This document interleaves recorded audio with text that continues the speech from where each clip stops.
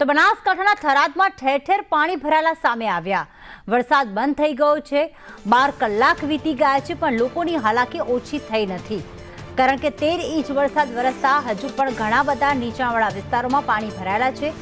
12 કલાક વીતવા છતાં પાણી ન ઓસરતા લોકોની હાલાકી વધી છે। વાહન ચાલકો અને ગ્રામજનો મુશ્કેલીમાં મુકાયા છે।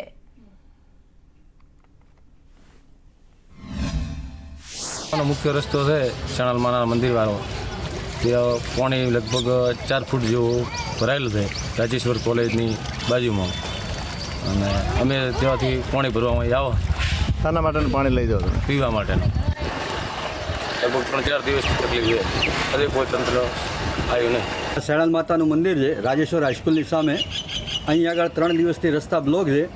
અહીંથી કરીને બસ સ્ટેન્ડે કોઈ જગ્યાએ ગામમાં જઈ શકાતું નથી અને પૂનમના દિવસે વરસાદ આવ્યો 7 તારીખે ત્યાંથી કરીને હજી સુધી અહીં કોઈ સંભાળ લેવા આવ્યું નથી।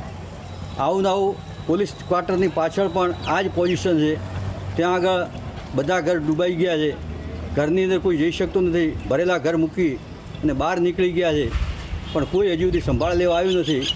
તંત્ર પોતાનું કામ કરે છે, પરંતુ પાણી એટલું બધું આવ્યું છે કે કોઈ પાણીનો નિકાલ જ દેખાતો નથી। સમગ્ર ગુજરાતમાં વરસાદની ભારે આગાહીને લઈ અત્યારે થરાદ શહેરમાં ત્રીજો દિવસ છે, પણ જો વરસાદે વિરામ લીધો છે, પરંતુ અત્યારે સમસ્યા ત્યાં ને ત્યાં છે। થરાદનો જવાનો મુખ્ય રસ્તો છે, અત્યારે જે તમે મારી પાછળ જોઈ શકો છો તે બિલકુલ અત્યારે જે સમુદ્ર બની ગયો છે રસ્તો, અને થરાદમાં જવાનો મુખ્ય રસ્તો છે આ।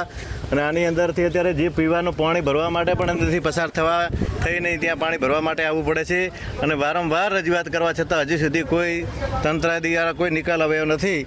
અને એને લઈ અત્યારે ત્રીજો દિવસ છે, જો તંત્ર જાગે ને અત્યારે જો વરસાદે વિરામ લેતા તંત્રની કામગીરી કરે તેવી લોકમાંગ છે। સંદેશ નિવેદ દેવરામ મિસ્ત્રી, થરાદ।